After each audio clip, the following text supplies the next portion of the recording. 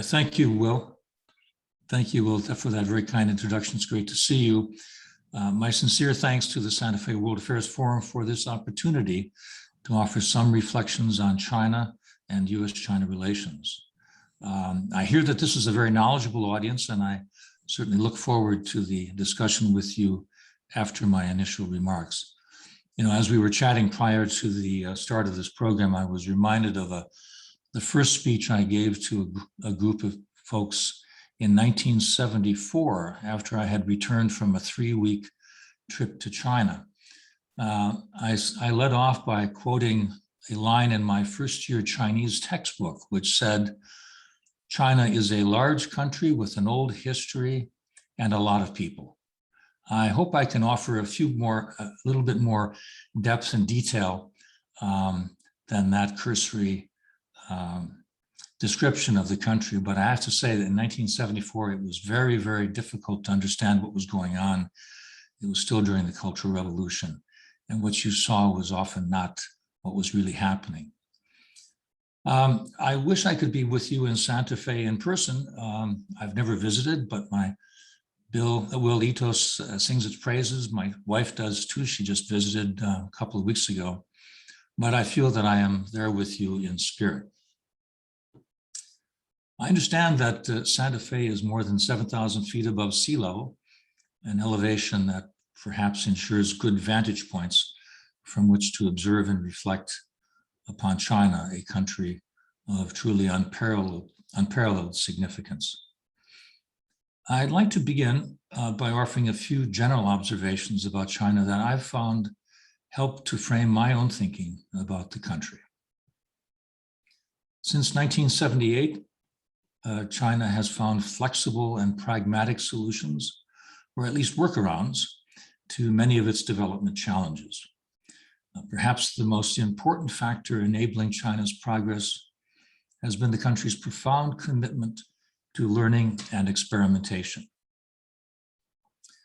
This was evidenced in the early days of recovery from the Mao era in November 1978, when China established its Encyclopedia of China publishing house, tasked initially to prepare a Chinese encyclopedia, but an organization which soon after inked an agreement to produce a Chinese translation of the entire Encyclopedia Britannica, even the entries unfavorable to China or Marxism. I was a witness to this, by the way, as I was the interpreter for the deal signing ceremony in Washington, D.C. 41 years ago. This Chinese commitment to study is, of course, deeply rooted in the culture. Every educated Chinese knows the aphorism of Confucius, I quote, "Isn't it a pleasure to study and to constantly apply what one has learned?" While Confucianism, I suppose, is deeply conservative, in imperial times, China has been open to new ideas, Buddhism, the most prominent example. In modern times, the willingness to experiment with new ideas has been fueled by China's humiliation at the hands of industrialized powers. It is still alive, this willingness to experiment today, though, in an adulterated form, encouraged on the one hand by the party state when it comes to technological innovation, yet discouraged by force at times when the ideas challenge the so-called Xi Jinping thought on socialism with Chinese characteristics for a new era. This contradiction or tension between performance and politics is not new to the Xi Jinping era, of course. Let me illustrate with an anecdote. In the early 2000s, when I was the National Committee President, I visited Shanghai and had a fascinating conversation with the former Shanghai Mayor Wang Daohan, who was mentor to Jiang Zemin. I told Mayor Wang that China's opaque political system made it difficult for foreigners to discern where China is heading. Surprisingly, he agreed and said that he was working on a piece for Foreign Affairs magazine to explain his so-called personal views on the subject. Well, Wang died before the article was published, But ultimately, an article did appear that I think took his work and completed it. It was published in 2005 as the work of Zhongbi Jian. The article coined the term peaceful rise, later revised to the less threatening peaceful development. Well, Mayor Wang continued our conversation by saying that he would have an answer to my whither China question in my hotel room that evening. Well, sure enough, when I got back, there was a package awaiting me. I opened it and found a 5-volume study in Chinese called, the name of the book was 70 Years of Strategic Decisions by the Leaders of the Soviet Union. The message was clear. China could not repeat the mistakes of the USSR. For China's leaders, what did that mean? It meant ensuring the viability of the CCP above all, something Xi Jinping has been working hard on through sustained anti-corruption campaigns, the concentration of political power in his hands, economic development, and ideological programs. Xi Jinping wants the party to never forget what he calls its original intent. Let's talk a little bit more about the sui generis aspects of China's system of governance and the unique role of the Chinese Communist Party. Part of the resilience of the CCP derives from its ability to mobilize the Chinese people while rationing public debate. Unlike political systems that emphasize checks and balances, the CC imposes a strict hierarchy among members that often enables it to take effective and coordinated action. Its leaders have used that hierarchy and quasi-military organization to define and pursue the country's goals, which in some cases, unfortunately, such as the Great Leap Forward and the Great Cultural Revolution, had disastrous results. On the other hand, just years after the Cultural Revolution, Deng's campaign of economic liberalization enabled local cadres to introduce economic freedoms, rapidly develop cities and towns across the country, and open the economy to foreign know-how and investment. To its credit, since 1978, the CCP has delivered a higher standard of living for the Chinese people, the vast majority of whom lived in abject poverty just a few decades ago.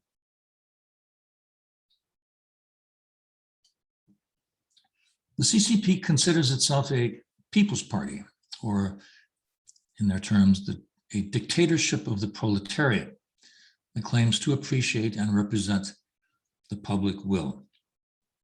It has adopted the internet as a tool that allows it to monitor and gauge public opinion, and of course, to also limit the spread of what it considers dangerous thinking. Opposition is not just a threat to the party, but it's considered an alien and malign force that threatens the Chinese nation. Having consolidated more power than any Chinese leader since Deng, CCP General Secretary Xi is steering the CCP towards a new objective, national rejuvenation.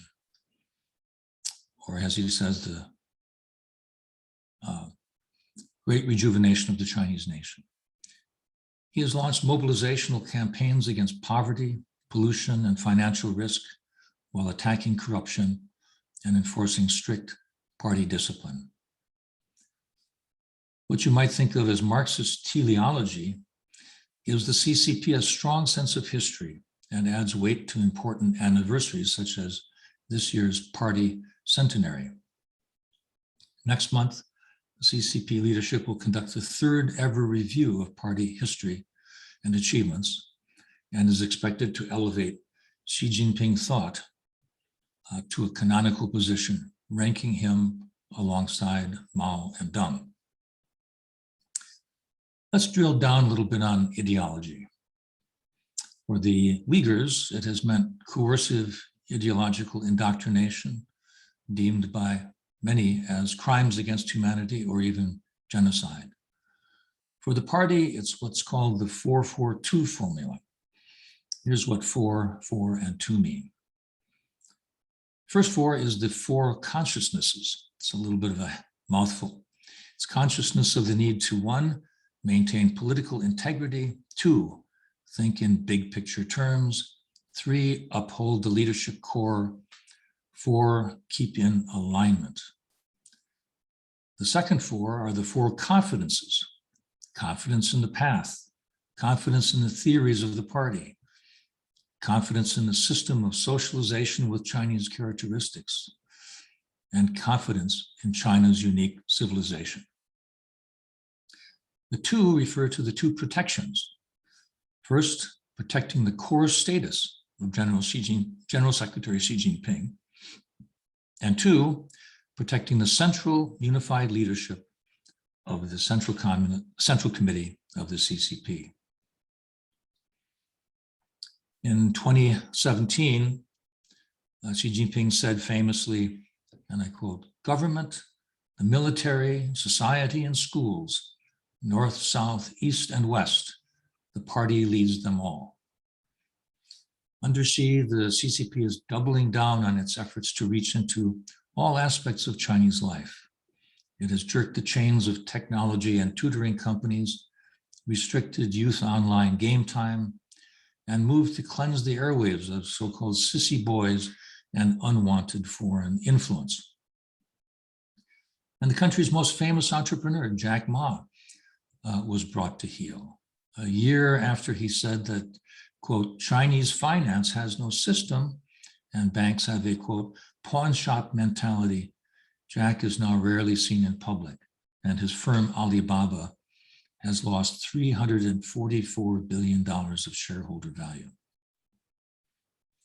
So have the contradictions between party control and innovation, between politics and performance, grown so large under Xi that China will be hamstrung as it attempts to become a manufacturing superpower, or I should say a modern manufacturing superpower?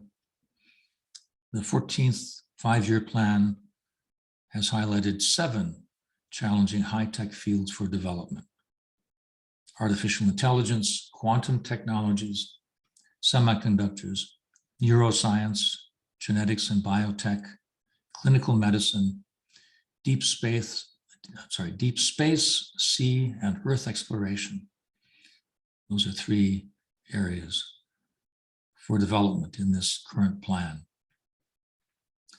But we don't know, does China's current system have enough elasticity and local adaptability to allow the necessary experimentation and failure to achieve its development goals? Or has surveillance technology enabled Beijing to control all under heaven to such an extent that the old adage, "Heaven is high and the emperor is far away," no longer applies? This, by the way, if you haven't heard this expression, "heaven is high and the emperor is far away," it's often invoked when local authorities decide to do something a little different from central government edicts, but that's becoming a little bit less likely nowadays. China faces some dark clouds. To quote from a recent party document, "The international environment is becoming increasingly complex.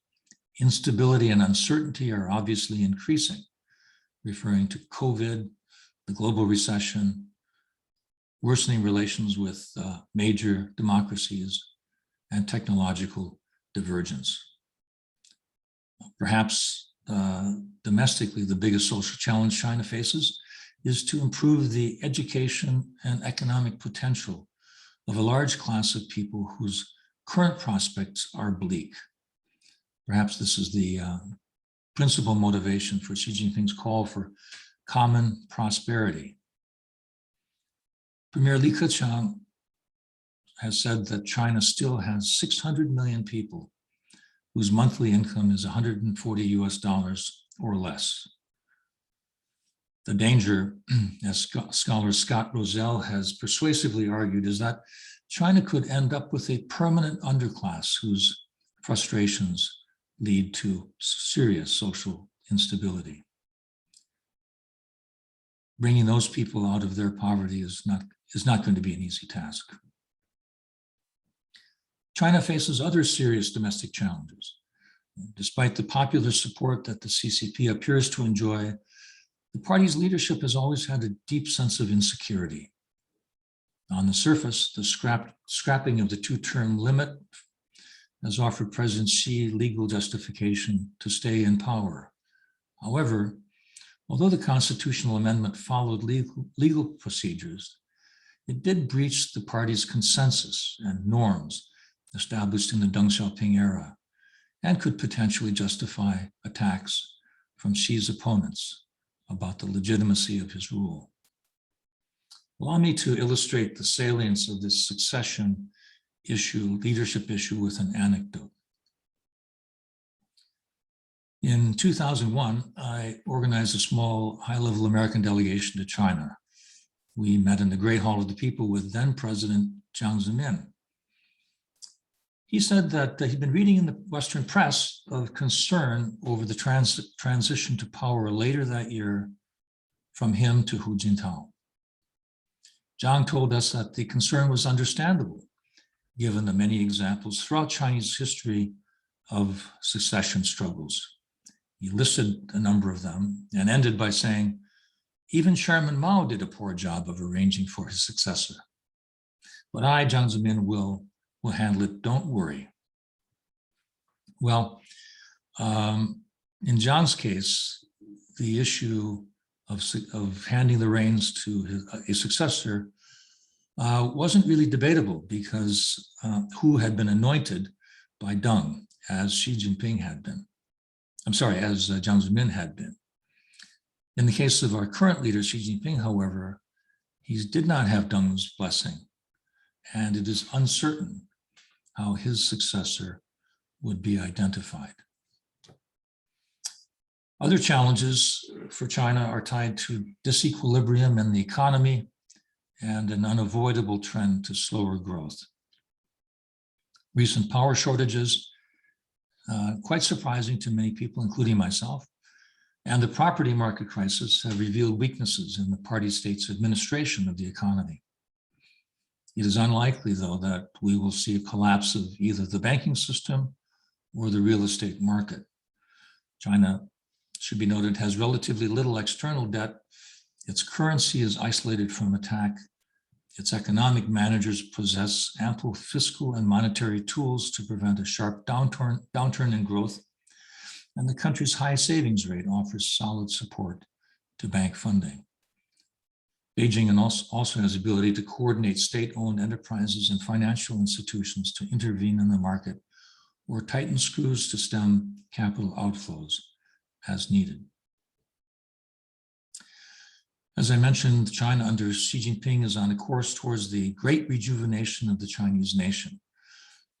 That has features of political repression, intensified economic dirigism, and a commitment to narrow China's wealth gaps. These all represent significant changes and departures. Set against a worrisome demographic backdrop studied with real estate, credit, and energy crisis, there's no doubt that China faces problems. Nevertheless, if I were to step back and say, what are China's prospects going forward, you'd have to point to the fact that the economy is still only $15 trillion for a continental-sized nation of 1.4 billion industrious people. China has and should have plenty of room to grow. But that's debatable, and there are those who are less sanguine than I am. That brings us to the last subject for our talk today, and that is US-China relations, which are as bad now as they have been in my adult lifetime. Negative views of China by Americans have risen to levels not seen in decades. There's a bipartisan consensus in Washington, that China is the biggest strategic challenge to the United States. Secretary of State says that the US relationship with China will be competitive where it should be, collaborative where it can be, and adversarial where it must be. For optimists, there maybe is some good news. In contrast to the often uncoordinated, ad hoc, and unilateral China policies of the Trump administration, the new team is developing an approach to China that is designed to maximize the leverage President Biden himself has admitted the US needs more of. I see this happening in 4 ways. First, restoring a normal interagency process for policy review that is coordinated in the White House to ensure that the right hand not only knows what the left hand is doing, but they work together to better effect. Second, reaching out to allies and friends to obtain alignment on China. With varying degrees of success, this is happening with the EU, UK, Japan, Korea, the Quad. The AUKUS agreement for Australia to possess nuclear subs is consequential. And the Philippines is actively discussing with the US a renewal of the visiting forces agreement, with China very much in mind. Third, investing in the US to solve our own social, educational, and infrastructural problems is important so that the US manages its relationship with China from a position of strength.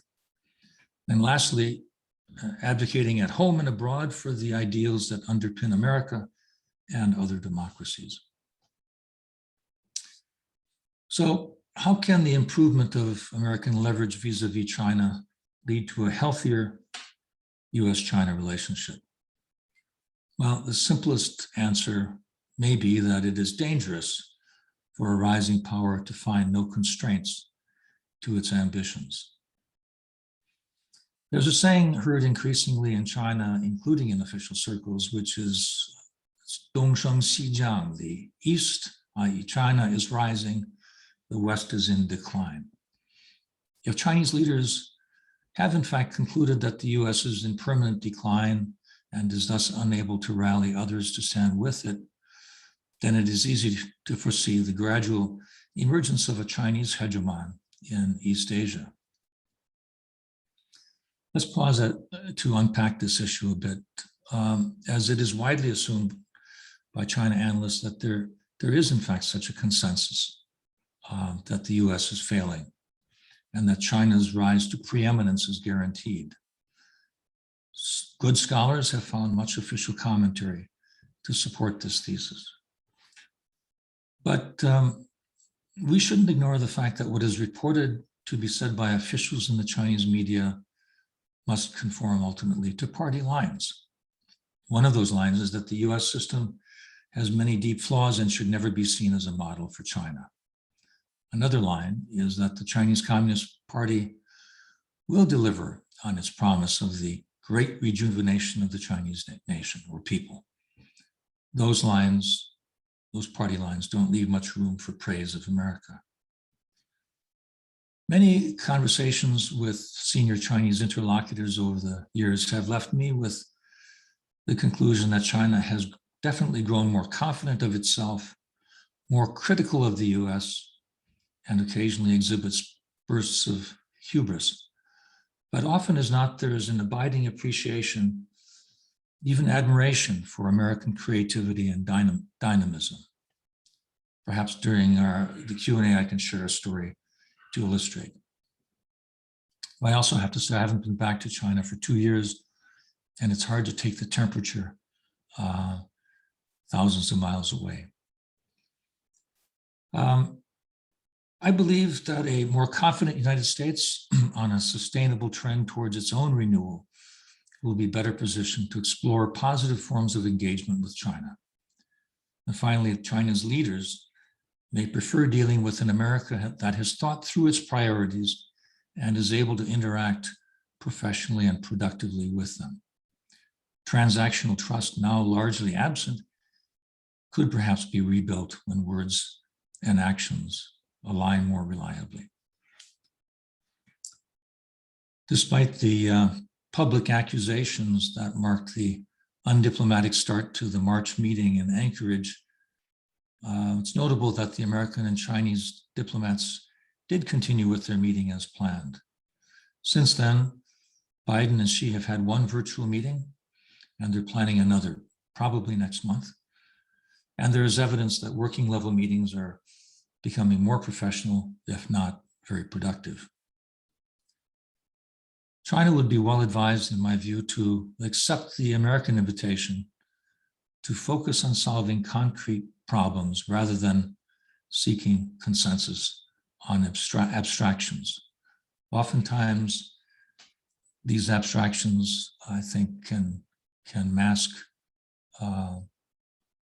problems in the relationship, and they get in the way. If this was the baseball game, we'd say the two countries should be playing small ball, i.e. just getting people on base rather than going for home runs. I'd be remiss in not mentioning Taiwan.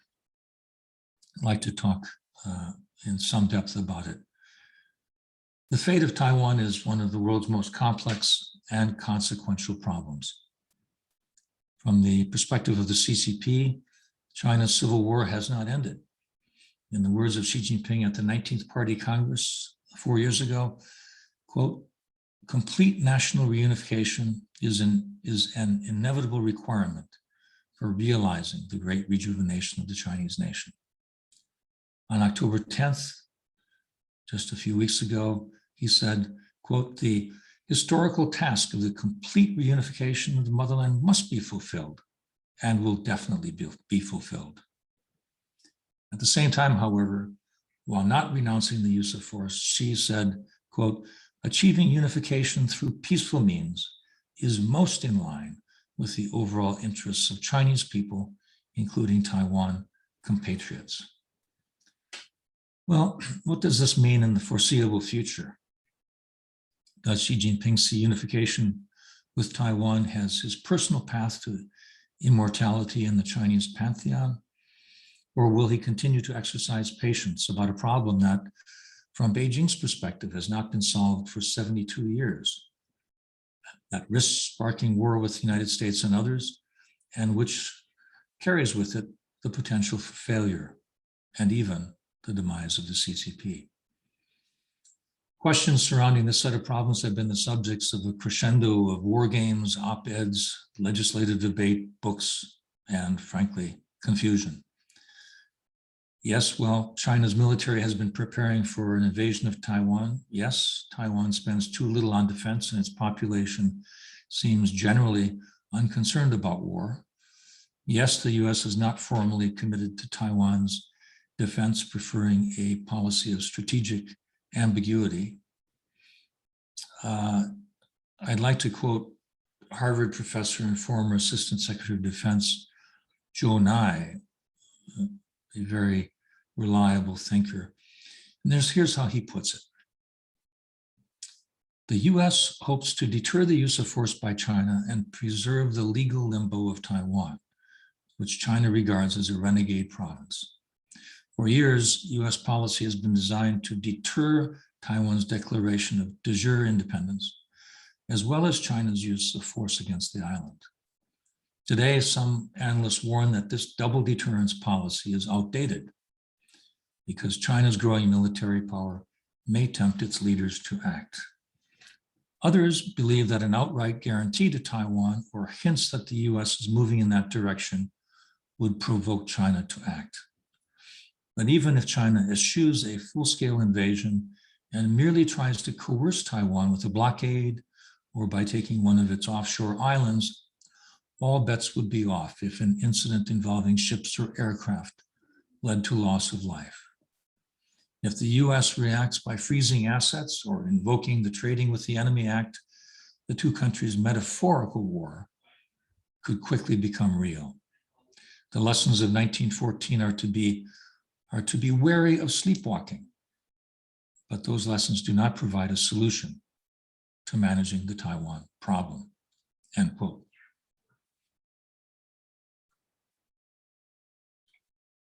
My view is that the risk of a full-scale invasion of Taiwan in the next 3 to 5 years is small. The possibility that China employs so-called gray zone tactics to erode Taiwan's will to fight and lead to capitulation is perhaps less likely, since this strategy may only end up failing to achieve its goal while at the same time giving the US and others time and motivation to organize a response. However, I should acknowledge that serious analysts are concerned that the opposite result would ensue, i.e. that by a series of escalating measures aimed to weaken Taiwan's resistance, China could leave the US with the unpalatable choice of either doing nothing or getting into a showdown with China, a la the Cuban Missile Crisis. Here are 4 calculations that, if true, would help to avoid war. First, under its current leadership, I think that Taiwan will not cross Beijing's red line of declaring de jure independence. President Tsai Ing-wen may push the envelope, but she is knowledgeable about the potentially catastrophic risks for Taiwan should things get out of hand. 2, the US administration, like all others before it, will stay, I believe, within the guardrails of the 3 communiques, the Taiwan Relations Act and the 6 assurances, and will wisely calibrate its rhetoric and actions in spite of pressure from Congress. 3, China's growing military capabilities are balanced by the US's increasing presence in the Indo-Pacific and through renewed efforts by the Biden administration to align with allies and friends in the region and elsewhere to deter China. 4th, China's top leader and those around him may be unwilling to risk a military conflict over Taiwan because there's several reasons. 1, his military has not fought a war since 1979. Sanctions and economic pain, even if victory was assured, could be severe and crippling. China's strategic inclinations, recall the art of war, favor achieving objectives without fighting. Now, and then number 4, in power now for over 7 decades, the CCP's appetite for risk may be diminished. 5, failure could lead to Xi's own demise and even the demise of the CCP. And then lastly, if Taiwan were subjugated, China would have to worry about decades of insurgency and the need for armed occupation. However, these are just guesses and calculations. The bottom line is that we simply have no way of knowing the intentions of China's top leader and those around him. Their calculation of risk and reward may be quite different from mine. Ensuring that war does not occur over the issue of Taiwan's status is a difficult challenge. It requires historical knowledge, foresight, imagination, and diplomacy. Those are the qualities needed to manage many other areas of Sino-American, and I quote, competitive interdependence. Let me repeat that, competitive interdependence, which is my colleague Ryan Hass's term. And these are, one of the issues there is the thorny problem for the US of protecting key technologies without inflicting self-harm through decoupling.